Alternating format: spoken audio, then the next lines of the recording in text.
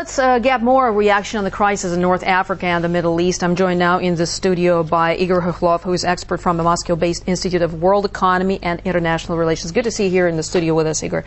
Now, first off, as we have just heard, Gaddafi address the nation on TV and said that he accused basically Osama bin Laden of triggering the unrest in the country.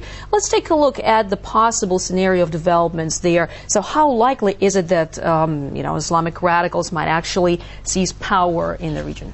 So first of all, one doesn't have to underestimate the influence of Al-Qaeda and jihadist networks all over the Muslim world. We know that Al-Qaeda has proven to be a global-scale organization which has its divisions all over the world, starting from Northern Africa and to Indonesia.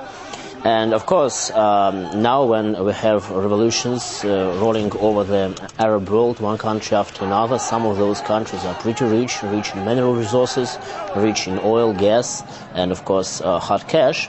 So this risk should not be underestimated. Of course, countries like Libya, Arab states that are rich with money, with natural resources, are top prize for Al-Qaeda and other jihadists.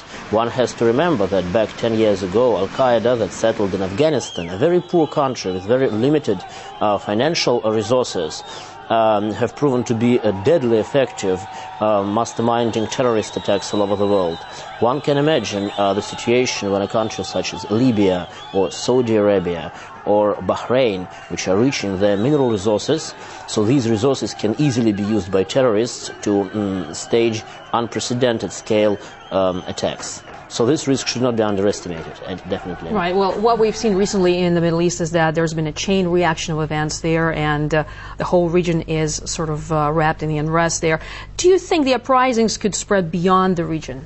What are the prospects? Those uprisings could easily spread beyond the region because, you know, in those countries, the leaders have been ruling their nations for 20, 30, and almost 40 years. Gaddafi has been in rule for over 40 years, and now we can see that people are sick and tired of these political situations. Those leaders who came into power back in the 70s, they have played a major role in building up the nation, in building up national esteem of those nations, because people like Gaddafi, they have been considered as leaders of national revolutions in those countries. But now the time is gone. There's new generation, Twitter and Facebook generation, people who want change.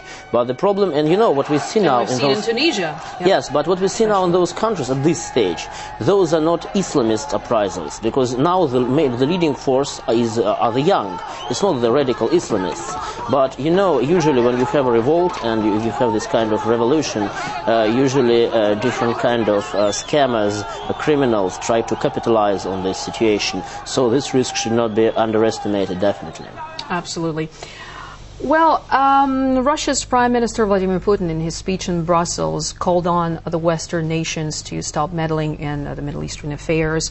So what would you say of the West's roles in this?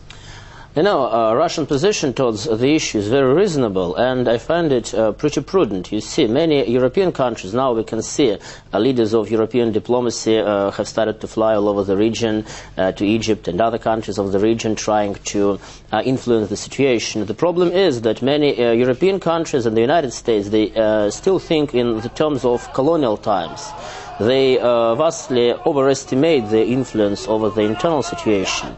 The only way to stabilize the situation of the country, as Russian Prime Minister Vladimir Putin said, is actually to let people decide what they want themselves. Because if you want to influence the situation, you could easily radicalize the leaders. You know, one has to understand that nationalism is the major driving force across the region and in those countries. And when people see the attempts of the West, or the Western countries, former colonial empires, to push onto them, it easily radicalizes the situation, and the most radical leaders could get into power. So I find it pretty dangerous. And anyway, the influence of European diplomacy and United States diplomacy should not be overestimated in those countries, because they are not the major driving force. And I suspect that if we compare, for instance, the influence of European countries over the internal situation in those countries and the influence of Al-Qaeda, it's absolutely uncomparable. Al-Qaeda is actually within the roots of the society. They know those people. Those are family members, tribal chiefs, respected individuals. And if European countries try to push onto the people of those countries, it could easily radicalize the situation, and this chain of revolution will never end. You see, so one regime will be replacing one another, and like setting off a chain reaction. Well, Igor Khokhlov, thanks very much indeed for this insight and analysis. Igor Khokhlov from the Moscow-based Institute of World Economy and International Relations, talking to us here on RT.